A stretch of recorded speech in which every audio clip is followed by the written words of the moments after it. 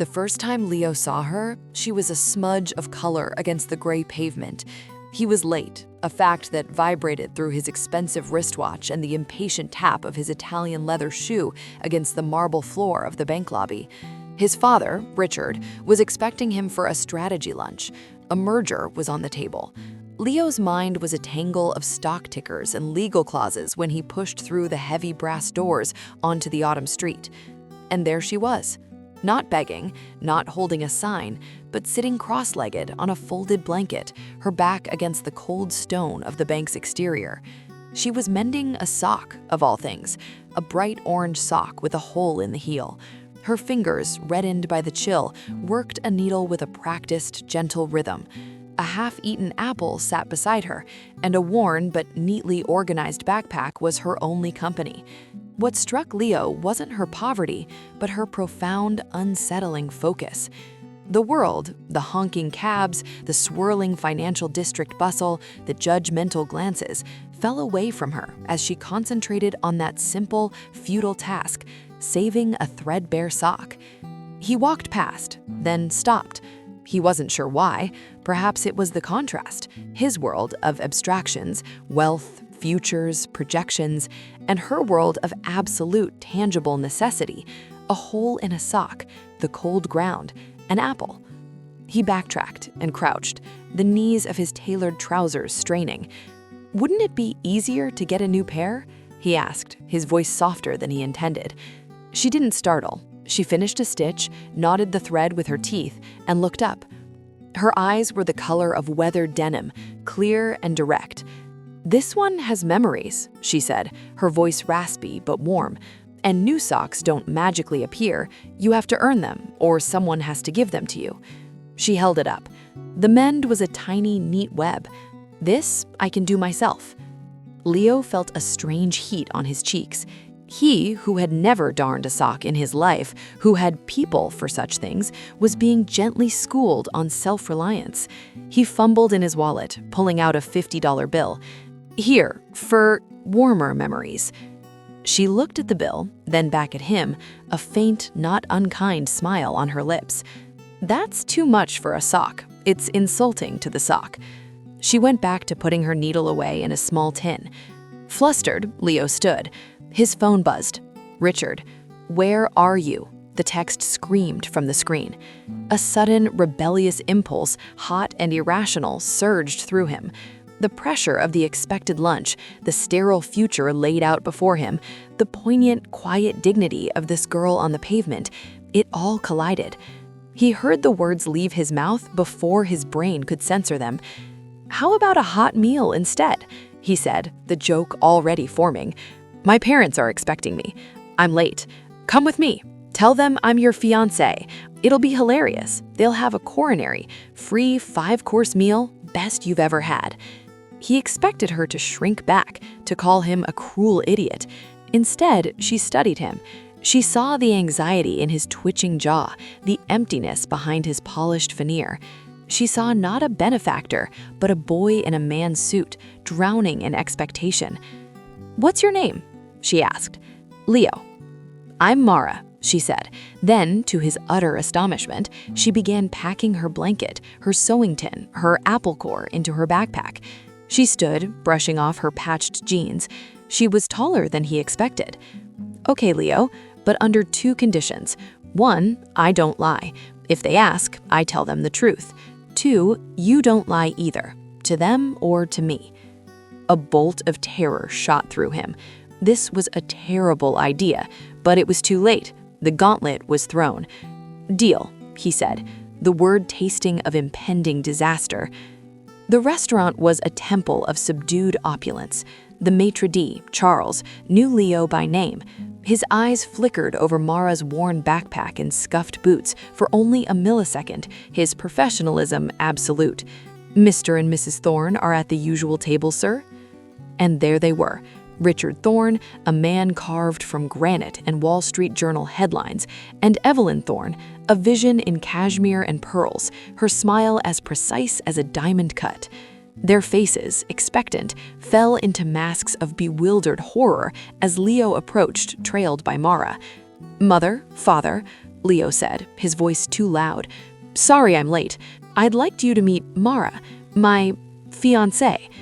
The silence was a physical entity. The clink of silverware from distant tables seemed to halt. Richard's face purpled. Evelyn's hand flew to her pearls. But Mara, however, simply stepped forward, her posture straight, and extended her hand.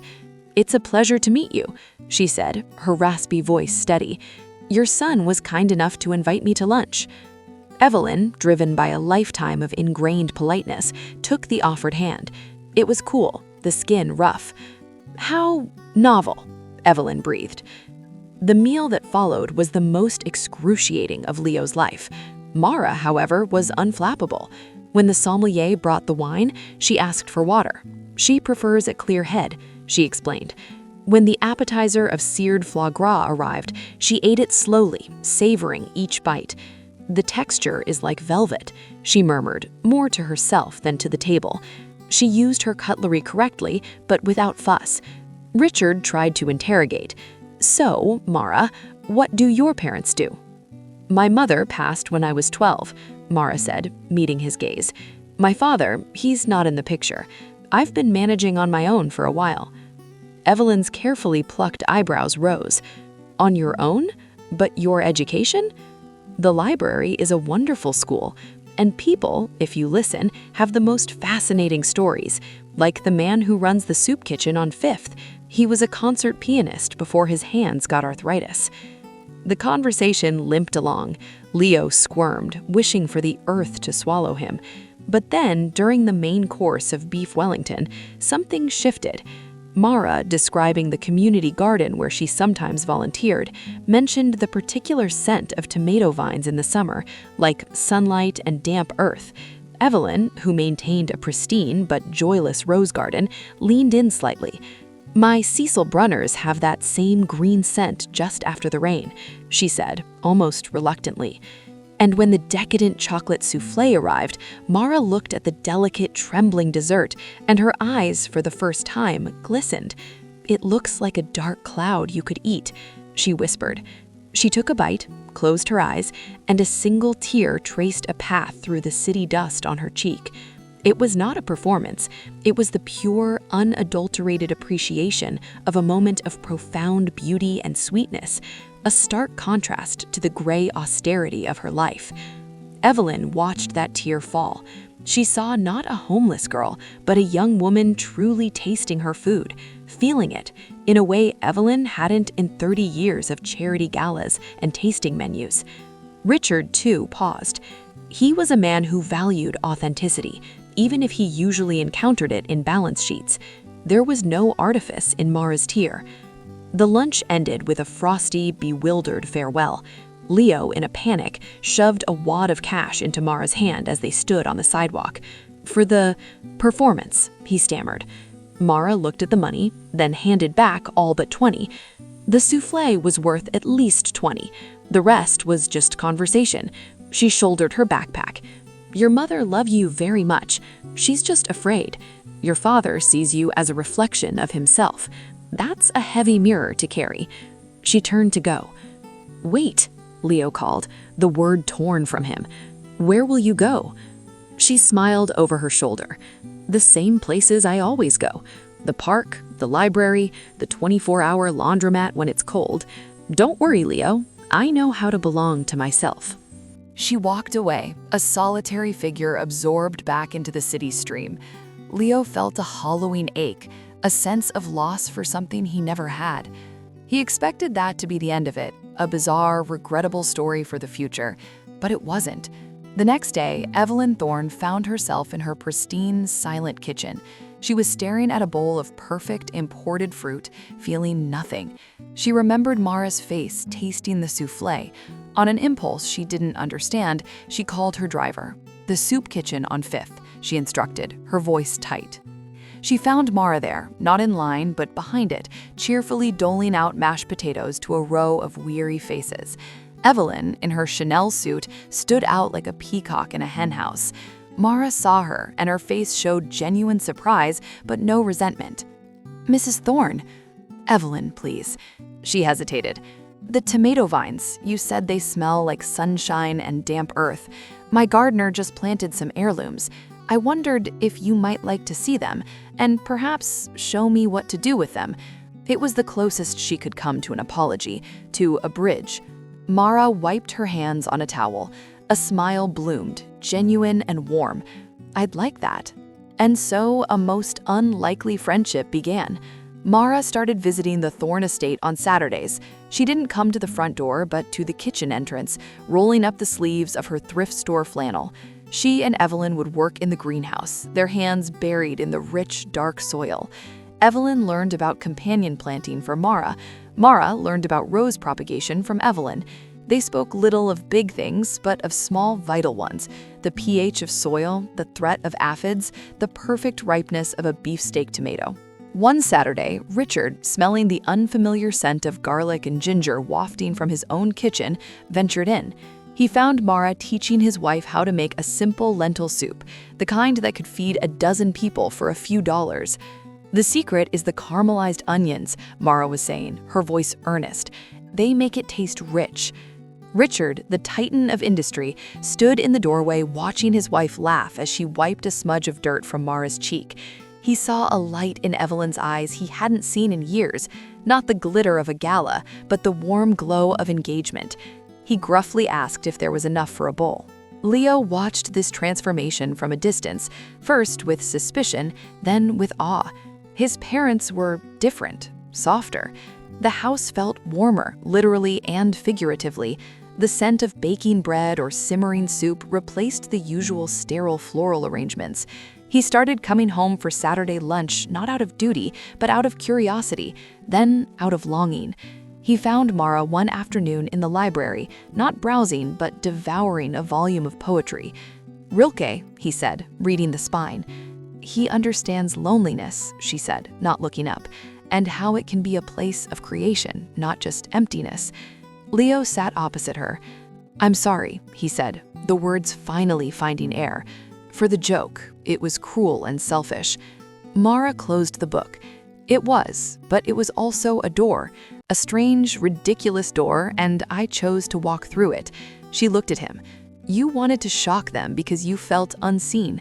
I get that, more than you know." Week by week, meal by meal, Mara wove herself into the fabric of their family. She wasn't a project, she was a catalyst. She taught Evelyn to knit thick, serviceable socks.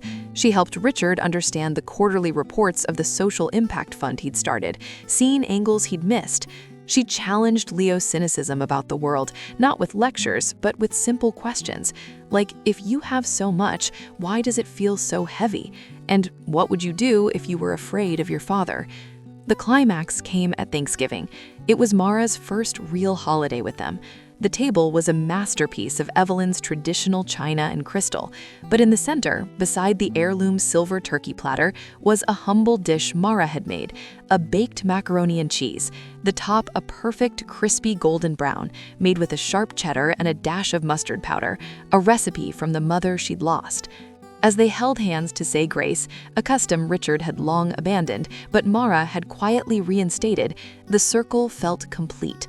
Richard's large, commanding hand held Evelyn's delicate one and Mara's work-roughened one. Leo held Mara's other hand and his mother's. The circle was unbroken, but it was now wider, stronger in its diversity. Richard cleared his throat. "I'm not a man for speeches, but this year I am thankful for unexpected blessings, for new perspectives." He looked directly at Mara.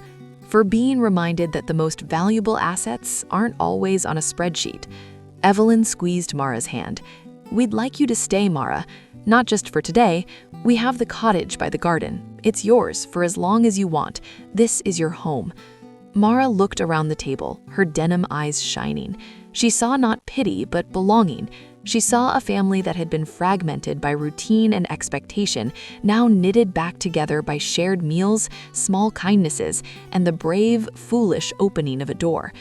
A home isn't just a roof. It's the people who ask about your day and mean it. It's the smell of soup on the stove and someone saving you a seat. She took a breath, a tear tracing the same path it had the day they met. "Yes, I would like to stay." Leo, watching her, felt the final piece of his own restlessness settle. The joke, born of anxiety and rebellion, had led not to ruin, but to redemption. He hadn't brought home a fake fiancée to shock his parents. He had, in a way he could never have planned, brought home a sister, a mirror that reflected not their flaws, but their forgotten capacity for love. Mara had shown them that resilience isn't about enduring hardship alone, but about finding connection in the unlikeliest places, and that belonging isn't about where you come from, but the hands you choose to hold around a table, grateful for the simple, profound gift of being finally seen.